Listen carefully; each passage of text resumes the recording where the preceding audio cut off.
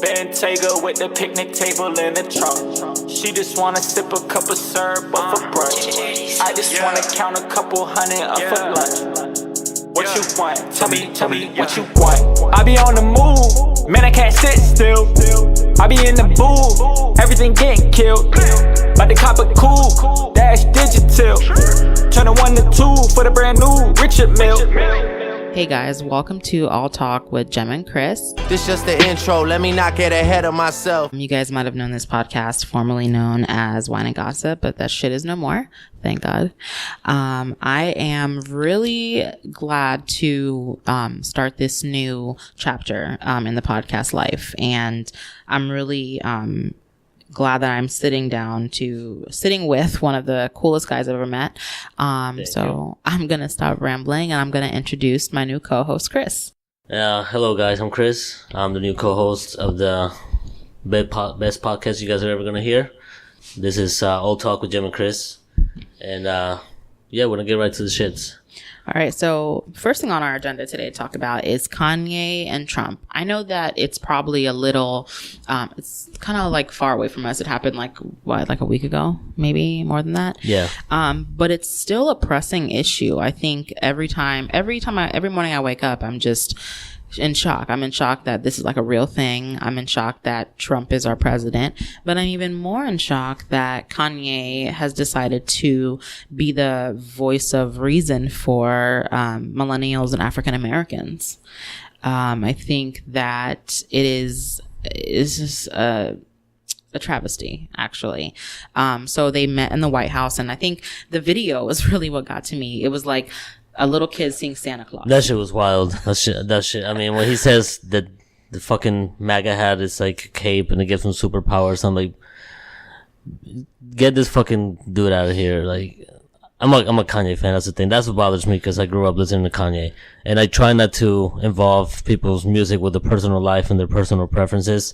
But there's certain things that just kind of hit home, and I just can't really avoid or ignore, you know what I mean? Especially being a minority. We all know how our boy Trump feels about us. So, but then you'll have people say that he's not. I mean, it's kind of off topic, but you'll have people say, okay, he's not racist. You know, look at what he's doing for. You know, I want to know what he's doing for us. I want to know too what he's doing for our cause, because you know it seems like since he's been president, the racists have just come out of the woodwork. For sure. Yeah, I mean, there were racists before, but it seems like now they are just here. They're just here to stay, and they don't care about our feelings. They don't care about and they try to justify their racism. Like, I'm racist because, or, my personal favorite, I can't be racist. I have a black friend. And usually they're talking about John in accounting, who doesn't even talk to anybody, but just comes to the company mixers, just for the hell of it.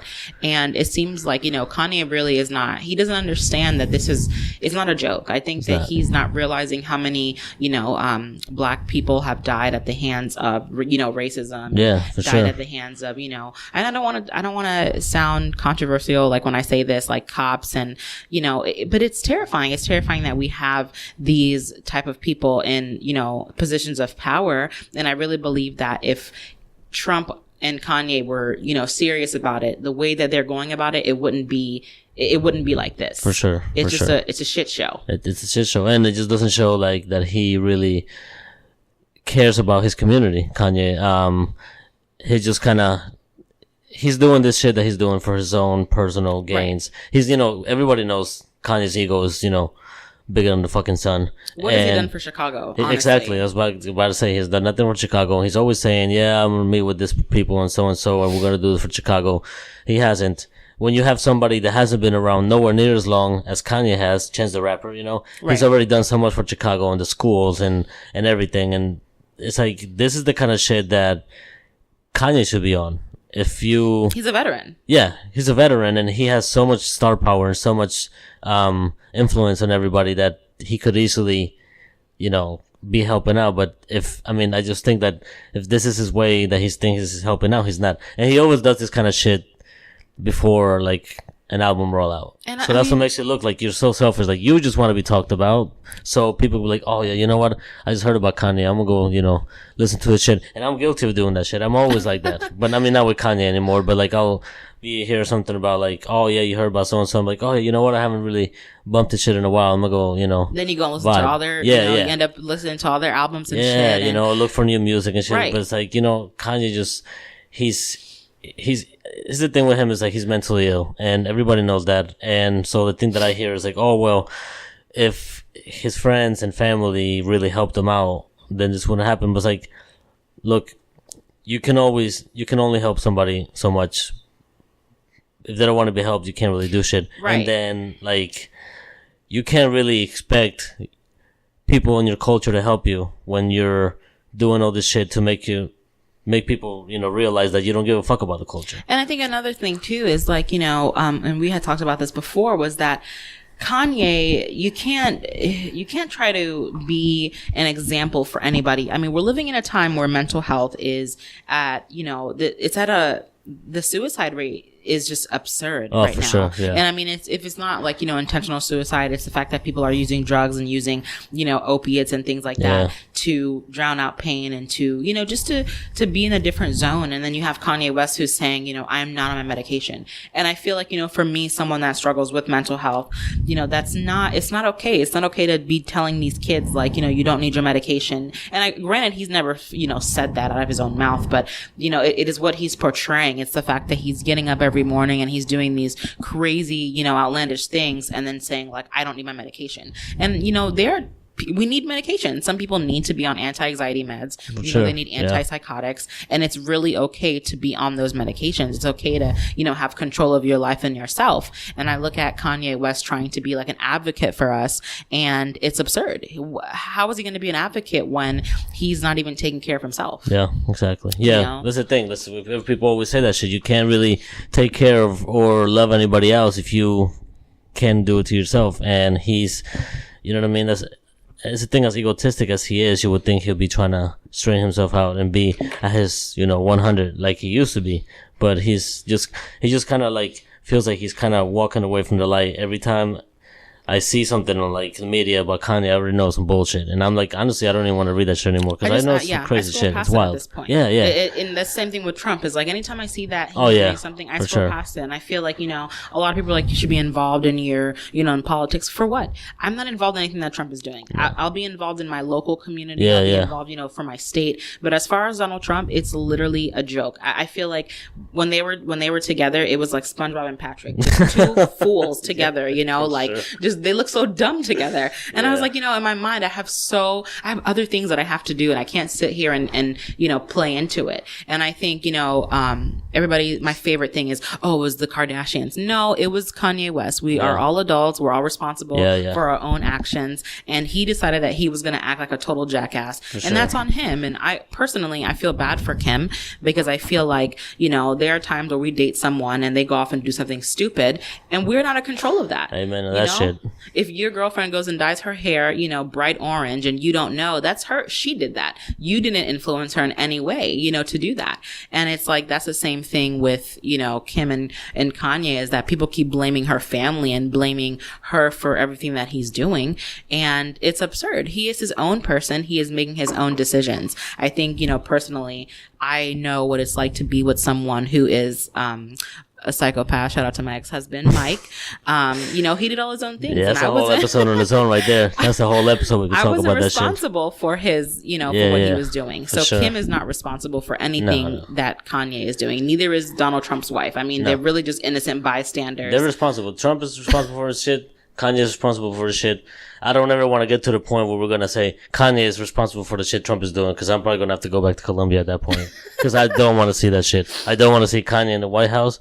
None of that. No. I'm just done with the whole Kanye bullshit. The crazy part is like these white people, they didn't want to see Obama. Can you imagine what they would do if Kanye was in? They would be going back to the countries that they're not even from. For sure. It's like Kanye in exile. it's including absurd. Kim Kardashian. I bet you she'd be like, no, we're not doing this. Yeah, I think that she doesn't realize. She's like, oh, he's just playing. No, homegirl. He's not playing. He really thinks that he's going to be president. No, it was playing in the beginning. This has been going on for a while. It's not. You're not playing anymore. Right. I think when we saw him run up to Trump and hug him, that was the final. This guy, right. That was the final straw for me. And I don't know if you saw the picture with Sarah Huckabee and Kanye West. They look like two science experiments. They look terrifying. It's terrifying. I saw something funny about Kanye because one of the dudes that's been clowning Kanye's shits, which I love, is Snoop Dogg. Yes. And he's always saying all this shit like, Kanye. I think it was yesterday or the day before, it was Snoop's birthday. And Kanye posted a picture on Instagram wearing a t-shirt with Snoop Dogg on it. And he says, "It's all love." I'm like, boy, if you don't take that shirt off, because it's not all love. I mean, it might be all love to you, but nobody else feels the same way. Right. I think it's the thing. You keep saying it's all love because you don't realize the shit you're doing. The people you're hurting, the people who used to be on your side, you don't realize, the shit you're doing now is like a slap in the face. And it's not even just the Trump shit. Everything you're doing. You know what I mean? It's right. all, it's wild. So it's all wild. Don't say it's all love. So speaking of that, we're going to jump into the Pusha T and Drake and this whole thing, their beef. Yeah. So before it was rumored that I watched, the interview with Drake on The Shop. I actually just discovered what the hell that was when I was on Twitter. Yeah, me too. And I kind of want to get into it. So shout out to them for making something so cool. So pretty much Drake had said that it was Kanye that dished his business to Pusha T. Yeah. And that's what I believe. I can see how that came about. I don't know how it really happened because Drake's saying one thing, Pusha saying another thing. Like always. It makes sense. It made sense to me how Drake came, to the conclusion that, Kanye was the one that told Pusha what he told him. But we already seen that Kanye is very unreliable. Right. Yeah. But then, because Pusha, they were in Wyoming and all this other shit, and Kanye had talked to Drake and told him this shit about the kids. So then the easiest thing to assume was, oh shit, I just told Kanye my business, and now he told Pusha. Now what Pusha's saying is that it wasn't Kanye at all. That it was 40. Oliver 40, and not even directly Oliver 40. It was some chick, that 40 was with, and pillow talk. That shit, don't pillow talk with females. No offense, or males. You don't pillow talk business like that because you shouldn't be telling your business to people. No, especially with somebody like your best friend, Drake. Right. You know what I mean? And so apparently that's how he got it. And that honestly, not that I doubt Kanye can do some shit like that, but I don't think Kanye is smart enough. I don't think he has the mental capacity to be a gossip girl. I don't think he has the mental capacity to be put in a business out like that. I see it more from 40's girl, where she said, you know what? He did me wrong, whatever. I'm not really a fan of you or Drake anymore. I know somebody who could use his info.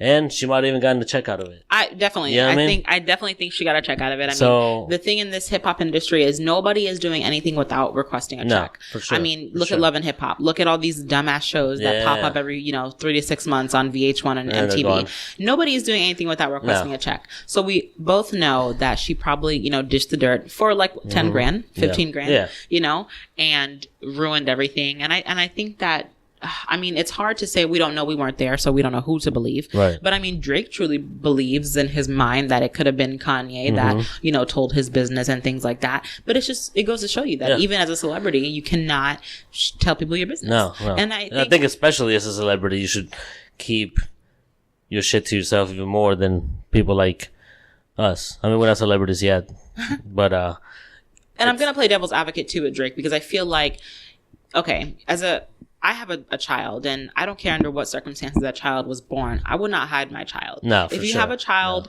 it's a gift from God, then you accept it. That motherfucker playing Border Patrol. That's what pushes it. That shit got me. I'm like, and at first I was like, okay, damn. Like when I first heard the diss, I was shaken because I was like, he just threw out that whole man's business. But then I looked at it in the side of, well, Drake, why are you hiding this baby? If you love your child, who cares if she's a porn star? Right. And what really pissed me off about this, assuming this is true, because again, everything could just be rumors. Right. Because Drake was supposed to have a line with Adidas. I don't know if you knew about that. Oh, no, I didn't. He was supposed to have a line with like a clothing line with Adidas, I think shoes and shit. He was going to use that to announce his son. So now you're trying to monetize your kid. You know what I mean? Right, like you don't need that. You're a superstar. You don't need to monetize shit anymore. And when the whole shit went down with Pusha and Kanye, how Pusha kind of exposed Drake's kid before Drake got the chance to, the whole thing is stop. He's not, as far as I know, the clothing line has been kind of... It's been, eliminated. Like, we're not doing this anymore. And then that this just kind of made Drake. Here's me. I'm just kind of like my conspiracy bag right now. I think that Drake's album, you know how it was kind of pushed back a little bit. I think Drake's album was pushed back because of Push's this. I think after he heard that shit, he said, "You know what? There's no point in me even trying to hide or deny my kid. Right. So let me go rework some of the songs and put him in it. And let's talk about the kid. Let's make the song March 14th where I actually admit that I have a kid. And there's other subtle lines where I talk about my kid. You know what I mean? That whole song to me was just yeah. really strange. It was strange. To me, it felt like it was rushed. Like it was like, let's just put this at the end because now I don't want to seem I'm like, caught. yeah, I want to make a whole song with my kid because now people think that I've been hiding my kid, which you were. And what is the reason? Right. Cardi B voice. What is the reason that you were hiding your son? I mean, you are a very wealthy man. Yeah, exactly. And I mean, you can shut people up with your money like everyone else. And to me, it was kind of just like, now that I kind of listen to the Pusha T. First of all, Pusha T is very well spoken. He's very educated. Yeah. And I couldn't help but like kind of like him when I was listening to the Joe Budden podcast, which kind of like, put me on the edge of like, with the rules and beef and things like that. And I feel like, it was a point for Drake and it was a point for him because at the same time, Drake is still going to sell millions. Oh yeah. He's still going to make millions of dollars. He's still going to be superstar, here. And Pusha T, like, I think lyrically, Pusha T is great. I just think that, it's like my top 5 now. Right. Like every artist, I think, there's just the delivery of it. I mean, some people they do well, some people they don't. Album sales. I mean, I was actually just reading something last night that Ashanti only sold 24 tickets. I saw that shit. Yo, and it's crazy wild. Because she's an amazing artist. She is. Ashanti literally is the glue of the 2000s. Yeah. I think she was on everything. Yeah, and it's kind of the same with Pusha T, I think, is that, people, I was one of those shit talkers who was like, oh, Pusha T ain't got no albums, he's not even on. But when you really listen to Pusha T's music, he's really delivering something lyrically. Yeah, he's not doing it for the album sales. He's not trying to get into the pop world just to sell and shit. Like, he's not a sellout. Yeah, not to knock Drake for that because Drake's great. I mean, if you sell out and you make millions, then that's cool for you. Yeah, you're great at what you do. I just don't think Pusha feels like he needs to do any of that because let's be honest, even though Pusha ain't selling what Drake's selling, Pusha's not struggling. No, he's not. His pocket's comfortable. And I wonder, it's funny because I used to have this talk with my dad. Shout out to my dad. He pretty much like, I grew up on like, hip hop beefs and, all this, this stuff, different rappers. And I remember my first, rap song was Uchiwale by Nas. So, shout out, Nas. One of the things is I wonder, do these niggas really sell drugs? Like, are they really like actual drug dealers? Because if they are, then I mean, why the hell do we feel bad for Pusha? I mean, if he's talking about selling all this white and pushing all this whatever, why do we feel bad for him? And I think that's something that kind of gets me with Drake is that Drake comes on trying to talk shit with these rappers and be in the boys club. And I think some of these guys have really lived that life. So it's like, when you talk to different people, you get different things. People don't think Drake is like a real, like where's he getting up these? That's the thing. That's the one thing that kind of, I don't want to say bother because it's too strong of a word of how I feel about it. I'm a little uneasy about how Drake's music is, what he says in the shit, because it's like, okay, cool, I know you're in the rap game and there's a certain criteria, there's certain topics you got to stay with for you to be considered a rapper, but there's things that you don't really say unless you've been in that place where, you know what I mean? Right. Where you can, other people like, like the whole shit, like, oh yeah, you know what I mean? He grew up with not much and he was kind of like broke and all this shit. Like, you started in a fucking show. Like, you weren't right. You had money, you know as what I a mean? teenager. You can't opposed to somebody, and I'm not bringing him up because he's my favorite artist of all time. But Eminem, he literally grew up with nothing. Right. With shit. Trailer park, trash, bad mom, drugging him, beating him, all this other bullshit. We don't need to get into that because that's a whole episode on its own. But it's just it makes you kind of compare, like, what are you really talking about? How much credibility is behind your lyrics? Right. Because I'm a big, when it comes to lyrics, I could give a fuck about the beat as long as the lyrics are fire. And there's a that's what credibility music behind was. it. Yeah, that's what music was. Unfortunately, now we have all these... Especially in the hip-hop culture, because when hip-hop culture started, it was a way for people to relate. When you look back at Eazy-E, you look back at NWA, you know, Fuck the Police, all that stuff. Those songs resonated with people because, you know, the words were true. It gave them a voice. It was things that we couldn't say as people, but they were saying for us. So it's like when I hear people, you know, glorifying Drake, and I mean, don't get me, I love Drake. If you put on any Drake song, I will be shaking my ass on the dance floor. But the thing is, you know, is he, you know, is he credible as being like this thug? And I mean, one thing I do notice, like when I watched the interview with the shop, Drake was very open with his emotions. He's the kind of man that, you know, he's not afraid to tell you how he feels, which is great. It worked for Drake. Right. But at the same time, I feel like don't go to bat with these niggas that have been in the streets, that have been selling drugs, you know, like look at, you know, Joe Budden and everybody that was in Slaughterhouse. Some of those guys, if you hear their lyrics, you hear the struggle and you hear the pain. Oh yeah, and you really knew they went through it. Like if you listen to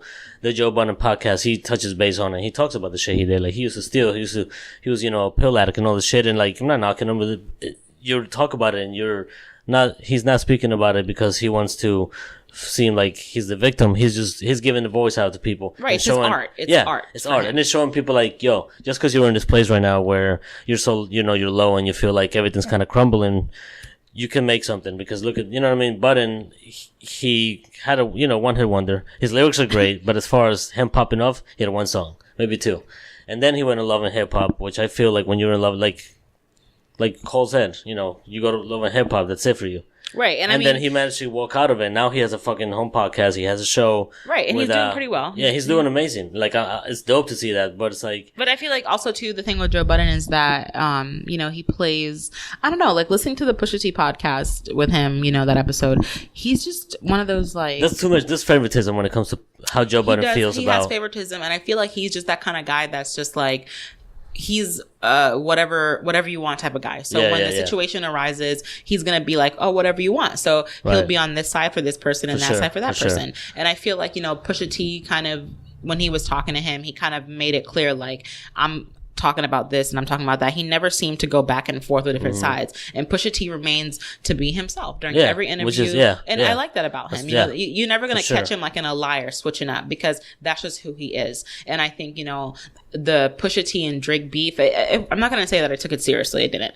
I think it was just kind of something that we were like, oh shit, we haven't seen some like, you know, riding like this in a bit, you know? I mean, even Pusha said it in the interview. He's like, yo, I mean, I don't know if the other party took this seriously, but it's just business to me. He's like, I don't take this shit seriously. It's just what I do. It's music. But I'm lyrical and I'm competitive. I'm going to do what I want. I applaud him because I feel like if I have beef with you, Cardi B voice, we have beef forever. Yeah, so this is to all the people that have beef with me. We're going to die having beef because I'm petty. And to me, it's not all business. I feel like if you call somebody, you know, he talks about this man's, you know, now wife. Why? You know, like, but at the same time, I feel like Pusha T had no business talking about that man's child. I feel like. Right. Or when he talked about the whole, the Oliver 40. Yeah. Shit, that was, I mean, to me, that was a little, like, when I first heard that song at the end, and I'm like, shit, bro, like this, you know what I mean? Like, somebody's gonna get killed. For him. Yeah. I was like, somebody's gonna get killed over this shit. Right. And if, you know what I mean? And that's the thing, like, Drake is Drake, and everything that Drake does works for him. Everything. And I just feel like he's, you know what I mean? He's a likable guy. He's a likable guy, but now he's playing a tough guy that he's really not because of his superstardom. Now he has people backing him that are in that life, and they're all about the shit. Right. So now he doesn't really have to worry. Like, so now he's like, I'm gonna say and do whatever the fuck I want because at the end of the day, if shit pops off, I got people behind me. Right. And I feel like it's unnecessary. Because... And then so does Pusha, but I don't think Pusha's the kind of guy that needs to rely on the people behind him. Right. Because he'll be the one. He's to always like, been we're doing this. Like that, you know. And I think that's the thing is like you don't start these beefs, you know, knowing that you can't finish them. Perfect example, like with Eminem and 50 Cent and the whole thing with Ja Rule. That was a fucking beef. I would love that. Shit, it's still going on. That shit went on for years. It's just still. I don't think it's ever going to stop. It's never going to stop. And to me, I feel like that was a real beef because you know Eminem. It was like real things coming out there, you know, when they were speaking about Haley, and I feel like anyone knows you don't talk about Haley, you know. That's the thing. 50 had told him, Dre had told him, you know, I know 50's your boy and everything, but does not. You know, involve you. Don't get involved. You know, stay the fuck out of it. And then we'll say, cool, I'm not, you know, if that's what you want. But then you say, the second you mention my daughter. Right. That's and I mean, same with me. If I ever heard anybody putting, my daughter's name in their mouth, Right. It's because I mean that's We're how parents are. We love our kids, and I feel like. And then I looked at Benzino was on Love and Hip Hop, and I wish my eyes could roll more than they're rolling right now. Benzino is just a fucking lame. Like I can't fucking stand him. He's lame. He's built like a pit bull. Like he's just annoying. And I love dogs, so I take that back. I don't even want to give him the satisfaction. He is literally like the weirdest looking person I've ever seen in my life, and it's nonsense. He doesn't even look like a gangster. No, like he's not. You know what I mean? And it's like these people pick these beefs where they know like, okay, someone's gonna get killed. Yeah. And I feel like messing with Eminem, they know like he's not with that shit. No. And I mean, I think we'll bring this into another time because I think that the Tupac and Biggie also to me is like a conspiracy. I think it's a conspiracy more than it is a beef. Oh yeah, for sure. That's when M said what he said at like towards the end of Kill Shot. When he says, "Kills the day you put out a hit, the day Diddy admits that he put the hit out that got Pac killed." I was like, "Yo." I was like, shook. I know M. I know chills. M. Yeah, I was like, I know M really has no boundaries when it comes to saying what the fuck he wants. I did not expect that at all. I'm like, okay. Me too. I was like, I didn't know who to call at that point. Because at the end of the day, I'm like, I don't think it's far from the truth. Diddy was investigated by the FBI when Pac was killed. Right. It's all shady shit. Yeah. FBI is not just going to investigate somebody just for the hell of it. There's got to be plenty of fucking reasons and evidence behind that. I mean, so as long as Trump we'll get into that in a whole episode because that's it's a whole other thing in itself. Yeah. And I mean, it's like it's things like that. Like back in the day, there was shit that went down that got people killed. Now you're beefing with somebody for 2-3 weeks, and then a month later you got doing a song together. Right. Like Meek Mill and Drake. Meek and Drake. And that's the thing. Stupidest thing ever. Yeah. Like, Drake bodied him. Drake bodied completely. I just wish Meek Mill would have laid down and just took his L and not say shit else. And that's what you get for telling people your fucking business. Because he knew so much about him and Nicki Minaj. And I feel like, why are you guys even discussing like your personal fucking business with these people? Like, and I feel, that was like another beef that was whacked. The same thing with Eminem and MGK. I feel like MGK should not even be trying to, when I saw people actually like, but MGK nothing. MGK on no planet could ever compete with Eminem. On my daughter, I deleted a lot of people I saw on Facebook saying that this was better than them. I'm like, look, I don't need ignorance on my fucking time. Right, I don't need this negativity. Second of all, no. The fact that we were putting MGK and Eminem in the same sentence, that shit upsets me enough. They should never be in the same sentence. Right, obviously, I mean, the heat is getting to us in Florida because they should never be compared. No, never. It's like... MGK wanted M because... he didn't think he was going to reply. MGK was not expecting a response at all. Right. That's why he said what he said, because he's like, you know what? He keeps himself. He's not a media guy. He's not social media. He just kind of does his own thing. He's going to let it ride out. And M, it was cool for M to wait. Here's the thing. I'm usually one of the guys that when somebody drops a beef against you, if you don't reply right away, to me, it's like, nah, you lose. Like, if you don't reply the same week, to me, I don't want to hear shit. With Eminem, it was different. Eminem, it was calculated. All the shit he did. I don't know if you saw, I have Eminem on Instagram, obviously, and he went live after MGK dropped, what the fuck is it called? Rap Devil? Yeah. Whack. Yeah. Eminem went on Instagram live playing Pac-Man for like 7 minutes. It was just him in live. I saw that shit, and then I remembered MGK has Pac-Man tattooed on his chest. Shit. I'm like, this is it. He's fucking replying. And I got fucking hype. And then nothing happened. I'm like, no, he's gonna, my boys were like, nah, he's not replying. It should have been. And then I'm at work one day, and I'm scrolling through my, shout out to work. I know I shouldn't be on social media at work, but whatever. Everybody is. I'm scrolling through the timeline, and I saw Eminem share the artwork for Kill Shot. And I'm looking for it everywhere. I finally fucking found it on SoundCloud. I told my boys at work, I'm like, yo, stop what you're doing. Come listen to this shit. And I was so hype. And I knew that MGK wasn't replying. There's nothing he could say to that. So it's like, he shouldn't say anything. You know what I mean? You don't go, and that's the thing, is like, I can't even really consider MGK's this a diss because he was praising them, like... Right. Like he said, you're rich, you're rich shaming. Like, why? You're not rich. That just sounds like you're jealous. Like, bro, I'm so mad you made it and I didn't. You know what I mean? That's what it is. It's like, beefs now, like, they're not... Pointless. They're pointless. Cardi B versus Nicki Minaj, pointless. I don't even know. Yeah. Pointless. And now I saw something about, did you see that, Cardi and Meek Mill are doing a song together? Yes. And I'm ready for that shit. I'm ready. I'm ready to see what. And I feel like, honestly, like Nicki, that might be the first episode of Queen Radio I actually listen to. If she ever talks about that shit, I can't listen to her screaming because I just want to see what she has to say. just so we can talk shit here. But other than that, I'm not interested. But I just like don't understand. Like I don't see a reason why she should be upset. It's all business, right? And like even Cardi said, like when she posted something and somebody kind of called her out, and she's like, "Yo, this is just business. Like get off my dick." You know what I mean? And it's like that's all it is. And I think now. Do I think there's any level of pettiness behind it? Yes, I do. She's because just Cardi's yes, and that's what I love Cardi. She's petty. Petty. She owns up to. I love her. I literally love her so much. She is just the pettiest, most beautiful. Like I just absolutely adore her. And I mean, as far as Nicki Minaj, I think.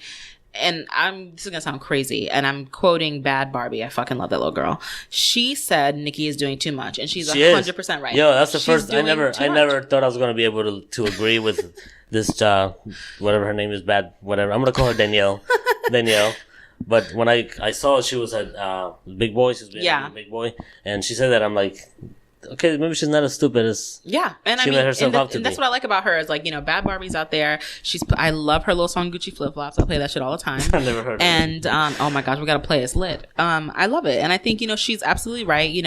She said we grew up listening to Nicki. We grew up on her. Like we grew up listening. I remember when I first heard Nicki Minaj, I was like, oh shit, like this is when amazing. I heard it with Beat Wayne. Me Up, Scotty, I was like, oh my god. When I heard her even before that, she hopped on do you remember that one song with Kanye and T-Pain, Go Hard? Yes. And she hopped on that remix with with Wayne, song. I'm sorry. Yes. She went, I was like, okay, because I've been waiting for a female to come out, like a new female, because it had been such a long time since. She was like the minority version Lady Gaga. Yeah. I've been waiting for a female to come in hip hop and make an impact, like we had back in the 2000s. We had like Missy Elliott and Lil' Kim and Remy Ma. And it's been a while, and then I saw Nicki. I'm like, yes. Plus the fact that she was signed to one of my favorite rappers, just made it that much better. And she was gorgeous. I mean, she just came out there doing her own thing, but then it just seemed like. And now she's doing too much, and she's a superstar. She has no reason to be addressing. Right. Over time, more than half of the shit she's addressing. Over time, she lost her originality. Yeah. She lost who she was. And now she's sitting here replying and arguing with every single person. For what? You literally were on a feature for like a whole year. It was nothing but you dominating the charts. Yeah. Why do you feel the need to even argue with these people? No. Your work shows itself. Your paper shows for itself. You can go out and buy whatever the fuck you want to buy. Sure. I feel like at that point, there's no fucking reason for me to argue with a single fucking person. Yeah. If I can go to the wig store and pick up 3 wigs, I'm done. I'm not arguing with nobody over nothing stupid. And I think it just makes you look stupid. You're not winning. When you're arguing against people, anybody, you're not winning. You just look stupid. You look like you are desperate for attention. Right. And that's why I'm not fucking with her right now. Because I think that's the thing. It's like, oh, you know what? And it just makes it look bad again with the whole album rollout thing. Like, I'm going to draw attention to myself because my album dropped. But you're drawing the negative, you're not drawing the right kind of attention to yourself. Right. The shit you're doing is not making me want to pick up your album and listen to it again. No. Right. No. It's going to make me want to write you off until you get off your shit, get back to rapping how I know you can, and that's it. You know what I mean? Make a mixtape with Wayne. Right. Like, that's what I need. Until she makes a mixtape with Wayne, I don't want to fuck with Nicki. I'm saying that I'm not listening to her. If I see anything about her on the gram, scroll. I just continue to scroll on with my life, and, I don't care. And I think, another thing too, let's jump on, I know you had mentioned about Pusha T talking about good music. Oh, the album rollout? Yeah. Yes. I mean, I don't really want to bring it up too much because it was just during the summer. We're still in the summer in Florida. But unfortunately, I don't know how I really feel about this whole... And they talked about it on the Joe Budden interview, which is why I wanted to bring it up. How they had the idea of, let's just do a 7-track album rollout. And, cool. These days, albums aren't really as long as they used to be. Right. But my beef unless you're Chris Brown. Unless you're Chris Brown, when you had like 600,000 tracks in an album. I love Chris Brown; he's dope. But I haven't heard his whole album. To listen to? Yeah, I haven't heard the whole album. I've heard 3 songs. Yeah. But my thing is that when you release an album that's short, every track has to be good. Right. Otherwise, I'm not fucking with it. Pusha's Daytona. I think it's a classic. I think it'll be a classic. It's an amazing album. I still gotta listen to it. Yeah, I still gotta listen to it. Because that was the first time that was one of the tracks was the reason Drake put out Duppy. Oh, okay. There's one song called Infrared is where he addresses Drake. I gotta check it out. That's when Drake replied, and then Pusha replied again. But it's a good album. 7 tracks, Daytona, a great album. But then we had this shit with like Tiana Taylor where there was a lot of like issues. There was not like, I feel like there was a lot of like internal issues as far as the label goes, with her album There's where always some kind of return issue with this girl. I especially swear. and especially with good music, like Yeah. because who runs good music? Our boy Kanye. So that's not, you know what I mean? So because the shit that we heard or that I heard on like that she was kind of putting out like little snippets on her Instagram live and letting us kind of like sneak peek into what she was gonna put out. I loved it. Right. And then the album came out and I'm like, this sounds nothing like what the fuck I heard in the live. Right. What happened? And then I heard, oh, okay, yeah, we're scrapping this. I'm dropping the album again. We're gonna fix it. It's gonna sound. Right. I did see I'm an still interview waiting. of her. I'm waiting. Yeah. I saw an This was like interview 3 about months ago. I'm still waiting. So it's like, unless you really know how to work the 7-track rollout, don't get in it. And you know what I mean? I just not. And then Nas, I never in my life would ever think that Nas would put out trash. His album was trash. Trash. I didn't like it one bit. And It was not. I It sounded feel- rushed. Like it sounded like And he had acapellas, and then Kanye sent him some beats, and he said, "Okay, put them on. Let's get we're done." Like and it the was crazy all thing rushed. is, we're not talking about it. Nobody's talking about it. Like, you know what I mean? Like it came and went. And I feel like that's the kind of same thing I felt about the Pusha T album. And I mean, I'm only one person in the world full of billions of people, but I mean, I haven't heard anything about it. But yet Drake, his album was on top for months. Right. And I mean, yeah, But like you said, like yeah. if you can't do the 7, then don't even try to dabble in it, because it's just a waste of your time. It's a waste of our time, and you're not making any, record sales with it. And I think, And then Kanye's dropped, and I listened to it just because I was curious and I wanted to see, is he at least gonna make? are you talking about this past album that just dropped? Yeah, yay. Yeah. Because I wanted to see, okay, he's on some bullshit right now. Let's see if he can kind of redeem himself as far as music goes. Musically redeem himself with the album. So let me give it, it's only 7 songs. It only take me 20 minutes to fucking listen to it. Let's do it. So I listened to it, and I'm like, nah, bro, you got one song in there that I like. It was because just he talks yelling. about his daughter. The song Violent Crimes, where he talks about, that's the only one that spoke to me. Other than that, My husband replayed that album every single Really? day in the I car for just not- 3 weeks, and I I didn't wanted really- to eject myself from the car. it's not the kind of, it was a good album, but not okay, I don't want to say it was a good album. It's a decent album, it's just not. It's not the Kanye that we It's fell not in love Kanye. with. It's not. Neither the, was The Life of Pablo, to be honest. The It's not last the, album it's I not liked the was George Jesus. Bush, No. hates black people. No. Kanye. That's Jesus what I was want. dope, not up to par again. His last good album to me was My Beautiful Dark Twisted Fantasy. That will always be my That's top my 5. favorite. Yeah, it's my favorite album by Yeah, him. that album was remarkable. It was And amazing. It was art. I can't. I feel like I have to kind of.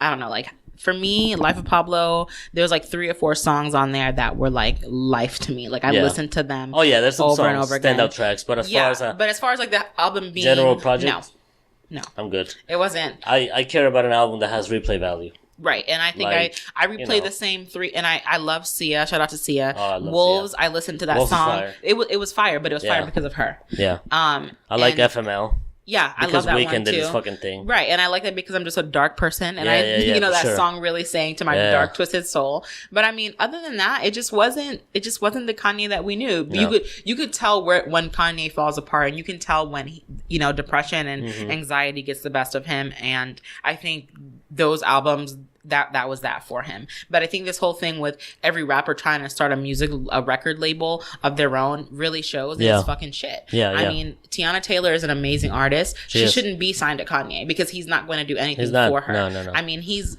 name is because it's Kanye. He's putting stuff out for her, but he's really not doing shit for her. So I wanted this out, this year, and here's the thing. Kanye, you heard about the other album was supposed to drop Yandi or whatever. yeah, He was supposed to drop it the same day Carter 5 came out. That never happened. Now he pushed it back all the way to fucking Black Friday. I think we'll all forget by then. Honestly. Yeah, which just makes me realize that he heard Wayne, he heard Logic's album, which was also amazing. Right. Logic is great. Look, here's the thing with Logic. His first album, I loved every single track. I didn't care for the other ones. Really, I didn't really hear it. I was just kind of like, you getting away from the shit that I fell in love with that you did. Right. But this album, it was fucking amazing. The fact that he got the whole Wu-Tang Clan on Yeah. the track, that shit was fire. Logic is just that cool white He's kid dope. that everybody loves. Yeah. And then, so I think Kanye was Or I supposed think to drop he's the same black. weekend. He heard that shit. He said, nah, I'm already not on anybody's good graces. If I drop this trash, people are just going to write me off completely. Right. Not that we haven't already. Right. So I think he's like, yeah, just give me till November. I'm going to redo this whole fucking album. I hope it's a good album because to me this was the year where all the GOATs, all the veterans redeemed themselves. Right. Where you had, I don't know if you heard Lupe Fiasco's album. I'm not a Lupe fan. he's dope. The look you This just gave album me. is amazing. I didn't like his last album, Lasers. I didn't really care for it. I liked Lasers. But this album, Drogas Wave, where he went back to like the pure rapping. the skate Lupe. Okay, then I'm gonna have to take a Yeah. listen. He got back in his skate Yeah. bag, and it's fire. So he redeemed himself. M redeemed himself. Not that I felt he needed to, because I fuck Right, with Eminem doesn't Revival. ever need to. No. Right. But as far as like the public goes, people weren't really happy with Revival, and I can see why. Kinda. But then he dropped Kamikaze, and I was like, there you go. Right. I thought pissed him off. Kamikaze was great. Kamikaze Yeah. is, I still bump that shit. I like start it. to finish. Right. And there's only a few albums that I can still bump after gone. KOD is another album that I'll always Oh my fucking God, bump. KOD. I That's my listened to J. favorite Cole all fucking day album. yesterday. J. Cole's, you know. Every time I listen to J. Cole, it's like listening to him for the first time. Yeah. I absolutely do. To Pimp a Butterfly is another album that I can still listen Every from day. start to finish. It's an amazing album. It's That's fucking my favorite. hard. That's my favorite Kendrick. I Yeah, think me too. That Me has too. grown on me so much that I can't. To listen me, to my other least Kendrick. favorite is Damn. My Yeah. least favorite album is Damn. Yeah, I didn't think it was By a lot. And yeah. Damn was a good album. I'm not saying it was a bad album at all. Yeah, But that was good. Good Kid, Mad City is an amazing album, of course. that also Section goes in my 80 top was five. great. Yeah, But I think Damn just kind of... It was a great album. It had standout tracks, but as a whole, where I can say I must listen to it from start to finish, like To Pimp a Butterfly, it's not happening with Damn. But yeah, KOD will always always able to be a bump, top five. you know. Yeah, always be in the top fives. So yeah, that was my whole thing with the whole rollout thing that I just wanted to kind of like say is that I don't like the whole, like, I'm okay with an album being 13 to 15 tracks. That's it. I don't want any more than that. Please, I don't want any God, more than that. don't punish us. I love Carter 5. I love that Wayne came back. I love that he finally solved that shit. He got paid. He put his shit out. Hopefully he's back. But that's my beef with... I see why he made such a long album, because he's been fighting with this shit for like, what, 5-6 years? He finally got it. Cool. I can drop my shit. So I gotta drop a lot out of songs because people been waiting. Right. And it's not the same to drop mixtapes than to drop an album. But I stopped paying attention after the first half of the album. Really. Like, I would listen to it and I was like, okay, cool, I'm vibing. But I'm not, like, looking for what he's saying anymore as I was at the first It's half. just background noise. Dedicate and fucking Mona Lisa and shit like that. Like, there was Right. amazing tracks. But I think, like, a little bit after Mona Lisa, I was just kind of like, okay, cool. I think I'm ready to listen to Kamikaze again or some shit. You know what I mean? So, like... Yeah, it just becomes background music. It's like when it's you're... crazy because now, like, with albums, like, you would think with artists that we like so much, that we're, our favorites, we want to hear an album with a lot of tracks. Like, yo, the more music I get from you, the better. That's not the case though anymore. Like, because like, I don't want to hear more than fucking 15 tracks from anybody. Right, That's too much. And I don't feel have like I time. truly don't have time for that. Like don't have time. with the way that the world moves, it moves so fast. Yeah. And I mean, perfect example. Like, I know you want to touch on the O'Connor. I can't say this dude's name. What's his last name? What's his name? Khabib. Yeah, Russian. with that beef. That I shit mean, was wild. I don't have time. Yeah. I mean, I There's don't so even much shit know. going on. Like, oh god, I can't listen to an album now. This is happening. So it's like, yeah, exactly. Like, I just want to be able to listen to an album that I can listen to in 2 hours, maybe 2.5, Right. and be like, okay, cool. And then jump onto the next I got so thing. much time to do other shit. Now, like, yo, man, I'm gonna call out of work because Wayne dropped an album. I don't have time to go to work Right, it's because I have to sit here and listen to 48 56 tracks. songs. Yeah. Yeah, So exactly. you know what I mean? I don't want we're not. I don't think we live in a world where unless you really don't do a fucking thing at home and you're unemployed and you don't need to do shit and you don't have kids and you can just sit at home and play video games and listen to music. Not God, knocking I mean, anybody for that. Right. Because I mean, but honestly, even that Go for gets it. tiring. Yeah. I can't do it. Like I spend most of my time listening to music at work, but I'm not really listening because I'm actually once in a while actually do shit. You know what I mean?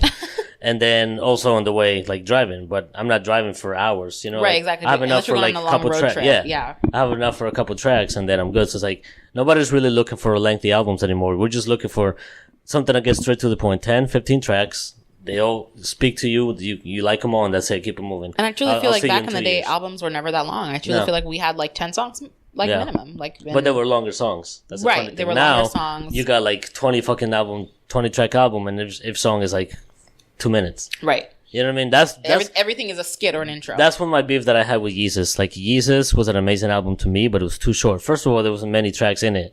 And then all the tracks were short as fuck. I'm like, bro, like, after being gone for so long and then he dropped Jesus, I expected to have more of him. Right. But then I feel like maybe it would have been too much because the production of that album was amazing. That's one thing that I fell in love with. Like, when he worked with Daft Punk, yes. that shit was fucking dope. Like, he went to talk to Zane Lowe, BBC Mm-hmm. Radio, and he talked about how they produced the first track. They had like an instrument board like as big as this fucking wall. and they just, Daft Punk just kind of did their thing. Right. That was dope to me. So maybe like more tracks I would count would kind of like lost interest, but it's like, it's crazy because you got to find like the right amount of songs, the right amount of length for people to, because you don't want to lose interest. People are gonna, I'm impatient. I'm gonna, if a song is too long, I'm like, okay, what was, you know what I mean? I'm not gonna listen to the whole song if it's too long. So it's like, and I think they just, over time, they just lose track of that. And, with that being said, we hope that we hope that you guys don't lose interest in our show. We do our best to kind of talk about things that we see kind of popular, but at the same time, we like to talk about things that are on our minds.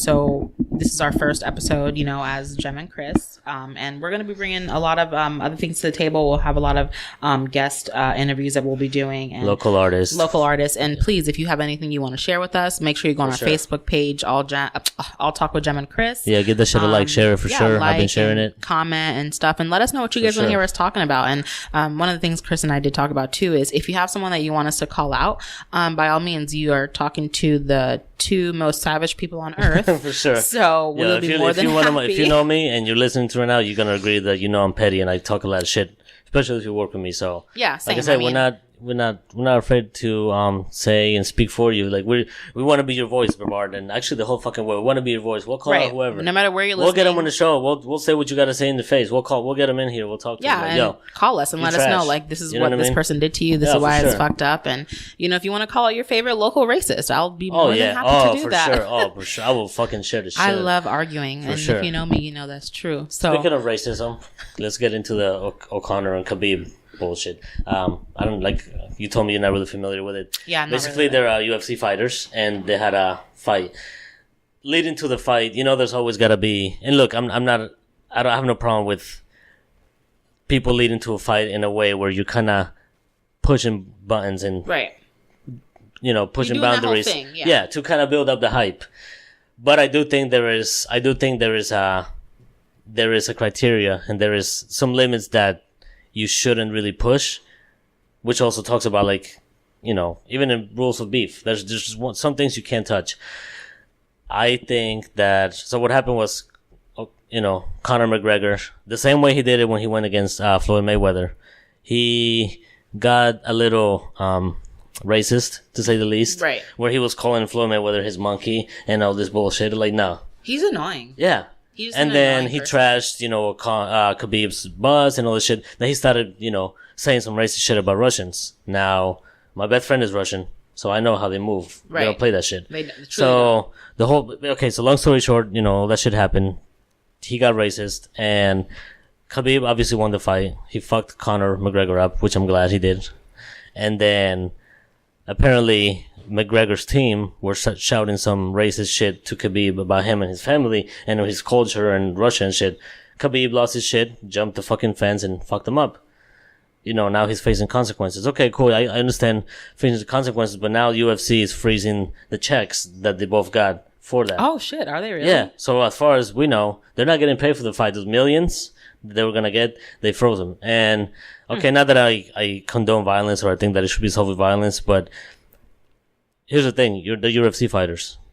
They're angry. Right. That's what they do. They're supposed to be angry. They're supposed to resolve shit with violence. What do you expect out of somebody does that shit for a living? Right. Especially when you're going to go and get racist and talk about their family. And you know what I mean? Right. I take that shit seriously. Family is huge to me. And my culture is huge to me. So that just kind of, it's wild. And it's like, when is he going to learn? When is McGregor going to learn? Like, there's certain things you can't say. Like, I'm trying to understand you trying to hype up the fight. Cool. Ratings. It's all about money and ratings. But there's ways you can do it without having to really push those boundaries. You know what I mean? So exactly. I caught a little bit of it too. It's kind of disgusting to me. Like, and it's just funny because you hyped up and you talk all this shit and you're gonna really talk down and be racist, and then you got fucked up. Right. Like majorly fucked up. Like you look stupid. Yeah. Now you look stupid. And now you got your whole team. Feeling on earth. You know what I'm saying? Yeah. When you go and talk all this shit and then you just catch someone in the street and they fuck you up and you're like, fuck. Right, I wish I could take everything back. My bad. We're not going to apologize because that's worse, but right. You know what I mean? Don't, so it's like, I low-key feel the same about somebody. Yeah. So it's like, I don't, there's just some things that I'm really passionate about. And one of those things is that, like, racism is it's disgusting. And he just needs to be taught a lesson. And it's the thing, there was other shit that he was doing prior to the fight. he never got, there was no consequences that McGregor had to really suffer. But now you got Khabib with his fucking check is frozen, he's fine, and he might even lose the title that he won. Which is absurd. They're gonna take it. They say, oh, we might take a title. Right. Like, he won it. Right. Fine him. Cool. He gets a fine. I think cool. he should get a fine. Right. He should get fined. Look at all these maybe football players. suspension. Their checks don't get frozen. They get fucking fined. Yeah, get a fine, I mean? get suspended from a few fights, whatever. Cool, you're like fucking, soccer players do. But don't punish him. Don't punish him because the fight. He won the fight fair and square. Right. He won the title fair everything and square. Else, everything that happened was after the fight. Everything should be taken, under legal matters. For sure. If they're gonna, pull their lawyers and whatever. But I feel like, their check shouldn't be frozen. I feel like they should get fined like everybody else is in the fucking in every sport industry. Look at all the guys that beat the shit out of their girlfriends and their wives. They get fucking fines. They get right back on the field. Yeah. Look at all the fucking police officers who kill people and they get paid administrative fucking. Oh yeah. Here's an indication. Here you go. Go to yeah, like go somewhere That's and so trash. the officer that killed Eric Reed fucking got employed by another fucking That's crazy. office. So if that doesn't show you that they don't think this racism is wrong, then I don't know what exactly. What so it's like I understand what the whole situation was wrong. After doing a little bit of research on it, it was wrong. But at the same time, I feel like that's why they have lawyers. That's why they have judges in courts and so like that. Take that up there. Let these men have their money. Let them do all that shit and go from there. I think it's just it's absurd. So there's ways that. There's ways that things should be handled, and unfortunately, we're not really doing any of that anymore. It's a free for all. It's a free for all. This is like real fucking purge right now, without it really being a purge. It's an episode of American Horror Story. It's a purge. The fuck they want to do. Yeah, depending on who you are, is the thing. It's like not everybody's getting the freedom. I can tell you, this is going to be real petty, but Melbourne All Suites does whatever the fuck they want to do. So, and I've noticed, firsthand, like people don't have boundaries. They don't have rules that they abide by. No. They just do whatever the fuck they want to do. And I think that, it's fucking terrifying. And I mean, that's where we're at. And it's unfortunate that these dudes had to, subject to that. But I'm not a fan of the other guy. Not the one that with the fight, the other dude. McGregor. Yeah. All I see is bad shit about him. Yeah. All I see is like nonsense. Here. The way that he talks to people, the way that he talks about people. It's one thing to be, a fighter, but there's another thing to be this just cocky, arrogant, asshole, condescending bitch. And I think Floyd Mayweather is the same way. I don't like him either. Sure. I think they're both fucking garbage. And now there's supposed to be Mayweather fighting Khabib. Just for the money. I'm like, I'm not even gonna waste a fucking cent watching that. Not that I ever do, but it's just I'll stick to my Daria reruns. Honestly, it's a joke. Yeah, it's a joke. Like I'll see the highlights on Instagram. Catch me on Instagram. Exactly. That's how I watch everything now. I don't even bother to pay for anything. Oh yeah, for sure. People on Twitter and Instagram will tell you. Oh yeah, you can even fucking find the link if you really wanted to. I mean, like, watch the shit bootleg. Right. Shout exactly. out to the bootleggers out there. But yeah, I mean, so. All right, guys, we covered a multitude of topics, and we're glad that you were joining us. And we just want to shout out our audio engineer, Derek. He is amazing. He makes us sound great. So like I said before, you guys have any topics that you want to cover, make sure you go to our Facebook page, I'll Talk with Jemm Cris. You can listen to us on Spotify, our iHeartRadio, Apple Music, and everything else, wherever you can listen to podcasts. We're there. Well, I think we're even going to put the audio. Even the audio on YouTube. Yep. Because that's a lot easier for a lot of people who don't really fuck with the whole Spotify or her video shit. Everybody fucks with YouTube. Like my parents. If I tell them to listen to Spotify, they're like, we don't know what that is. Put it on YouTube. Exactly. You know what I mean? So the same way. We're gonna, we want to make this as easy as possible for it to get out there. We're obviously just getting started, but just give us a few weeks. We're going to be, bear with us. You will not be oh yeah, for sure. disappointed. And, and like I said, mentioned in one of my posts earlier in the Facebook page, we really, one of our things we really want to focus on is exposing local talent. It doesn't just have to be music, anything, you know what I mean? So if you feel like that's you, hit me up, message us and be like, yo, I'd really like to be part of your show one day. We'll get you in here. We'll talk. You can let us know what's up. We'll even fucking play your music or whatever on the show. We have no problem doing that. So yeah, just, hit us up, share, whatever, tell your boys about us, girls. And, we hope you guys enjoy this podcast. We gotcha. This is Chris. This is Jemm. And, this has been the All Talk with Jemm Cris. That's it. Later. Bye, guys. This episode of All Talk with Jemm Cris was brought to you by JMSCA Media. Please follow us on Instagram at JMSCA Media and check out our website at giftofgab.space.